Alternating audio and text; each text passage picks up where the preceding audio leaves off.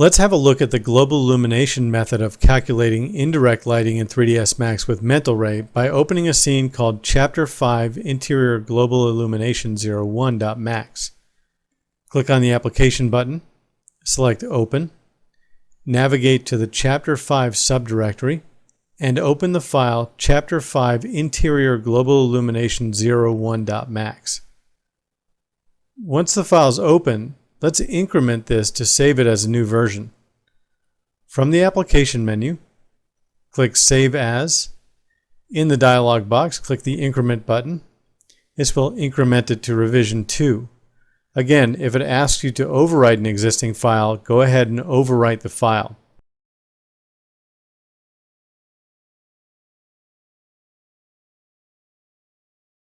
The scene is set up with interior lighting only. We've gotten rid of all the exterior daylight and the Mental Ray physical sky background. This is a night scene with several photometric lights placed in the scene. The first thing we need to do is turn on our photometric lights. From the Tools menu, click on the Light Lister. In the Light Lister, click the On option for the photometric lights. Notice that they're a very low intensity light as well. These low intensity lights will not show up in our scene if we render now. We need to adjust our exposure control. Currently the exposure is set for rendering an interior daylight. We'll need to change it so that we can render an interior night scene. In the rendering menu, from the main menu bar, click the exposure control option. In the Mental Ray photographic exposure control rollout, let's select a preset. Notice we have a current exposure value of 10. We want to choose the preset for physically based lighting indoor nighttime.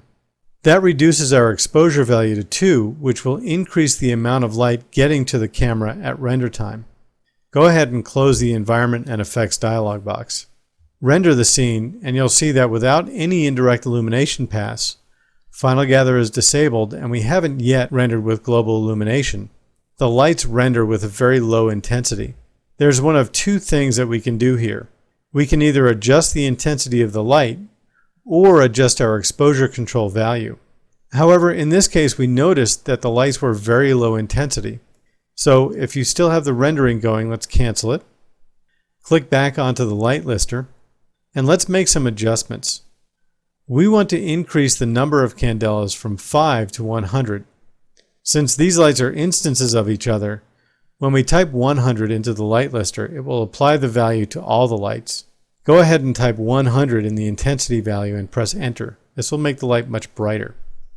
Go ahead and click the Render button in the Render Frame window to re-render our scene. You'll see that without any sort of light bouncing around the room, we're getting a noticeably brighter scene.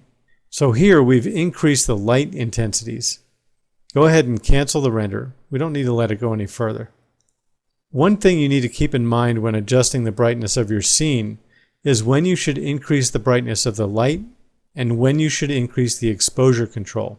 If you're using photometric lights for realistic light calculation and you have the values defined according to the proper brightness of the light, then any changes to the brightness of the scene should be handled using the exposure control options.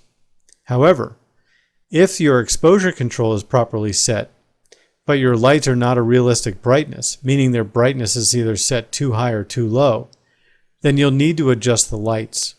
Right now in this scene, it's only lit by direct lighting coming from the lights in our scene. Press Ctrl S to save the file.